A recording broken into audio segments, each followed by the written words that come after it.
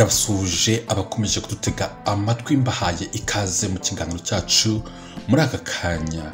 Uyu mugabo mureba ni umunyemari Habumugisha Jean Paul, akaba umwe mu banyemari bafite ibikorwa bibinjiriza agatubutse hano mu gihugu cyacu cy'u Rwanda. Uyu mugabo ubu ngubu atunze imodoka zirenga 80 muri iki gihugu cyacu nyuma yuko yatangiye azishushanya. Niwe watangije bwa mbere mu Rwanda ishuri ryigisha amategeko y'umuhanda no gutwara ibinyabiziga, ishuri rikaba ryitwa Apaform Driving School. Mu mwaka wa 2005 yatangiye ashushanya amakamyo aho yigishirizaga amategeko y'umuhanda nk'uko yabitangarije ikinyamakuru Imvaho Nshya dukesha iyi nkuru. Icyerekezo yari afite icyo gihe ubu ngubu ahamya ko yakigezeho, kuko aho yakoreraga yari yarashushanyijeho amakamyo, abantu bakamutangarira bakibaza umuntu ushushanya amakamyo atayagira. Ati intego yanjye yari ukugira ishuri rifite ibikoresho byose kandi bihagije birimo impushya zose. Kubera imiyoborere myiza dufite byakomeje kumpa imbaraga n'ubushobozi bwo kuba nagera ku ndoto zanjye. Uyu mugabo Habumugisha nyuma yo gutangira iryo shuri mu mwaka wa 2005 afite imodoka imwe yonyine gusa. Kuri ubu ngubu ishuri rye ryitwa Apaform rimaze kugeza ku binyabiziga 80. Ni ishuri rifite amashami ageze ku 8, kandi muri ayo mashami yose hari abakozi n'ibinyabiziga bihakorera. Nubwo atavuga ingano y'abakozi yahaye akazi, ariko avuga ko ari benshi cyane.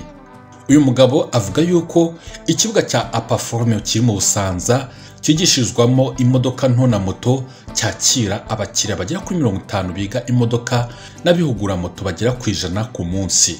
Uyu muherwe mu Busanza avuga yuko bateganya gushyirayo kaburimbo mu kibuga gihugurirwamo abashaka gukorera impushya zo gutwara ibinyabiziga. Ibibuga 16 biri ahakorerwa ibizamini by'imodoka mbere byasabaga ko bavana imodoka i Kigali bakazijyana i Rusizi cyangwa Nyagatare zigakorerwaho ibizamini, kuko ngo nta binyabiziga byabagayo byigishirizwaho. Mu magambo ye akagira ati kuri ubu ngubu ibibuga 16 hari imodoka nyinshi kandi z'ubwoko bwose, nta kibuga wajyaho ngo ubure uruhushya cyangwa se kategori urwo ari rwose ushaka gukorera. Habumugisha Jean Paul kuri ubu ngubu afite umugore umwe n'abana 4, akaba yaravukiye mu karere ka Rusizi mu ntara y'Iburasirazuba, aza kwimukira i Kigali ashakisha nk'abandi bose nyuma yo kurangiza amashuri yisumbuye, aho yize ubukanishi bw'imodoka mécanique automobile muri Eto Kirinda. Uyu munyemari Habumugisha Jean Paul yatangiye akazi mu mwaka wa 2002, ari nabwo yararangije amashuri yisumbuye. Avuga yuko akazi ka mbere yakoze ageze i Kigali ari ako mu ruganda rwa Rubangura, aho yakoreraga 24,000 ku kwezi. Ati bitangaza benshi iyo mbwiye abantu ko natangiye nkorera umushahara wa 24,000 ku kwezi. Uyu mugabo atangazwa no kubona urubyiruko bahemba amafaranga 50,000 ku kwezi, ariko rukavuga ko rutayakorera. Akomeza agira ati ntabwo umuntu akwiye kugaya umushahara mbere, ahubwo areba icyo umushahara wakamugejejeho. Uyu mugabo muri uruganda rwa Rubangura yahakoze umwaka umwe ahita atangira gutekereza uko yakwikorera.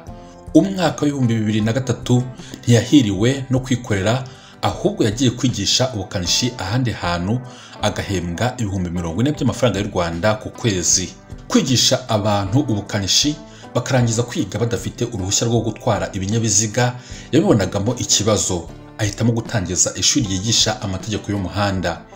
Mu mwaka wa 2005 nibwo yatekereje gushinga ishuri ryo kwigisha amategeko y'umuhanda no gutwara ibinyabiziga.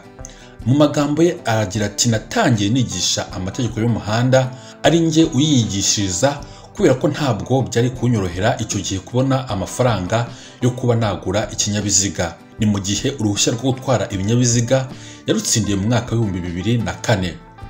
Imodoka ya mbere yayiguze mu mwaka wa 2008 ayifatanyije n'undi muntu. Uyu mugabo iyo ageze kuri iyi nkuru atangazwa nuko yayigurishije amafaranga make kandi bakamusigaramo andi. Uyu mugabo avuga ko yahereye ku modoka yo mu bwoko bwa Starlet yaguze 450 by'amafaranga y'u Rwanda, agiye kuyigurisha bamuha amafaranga make angana n'ibihumbi 250 by'amafaranga y'u Rwanda.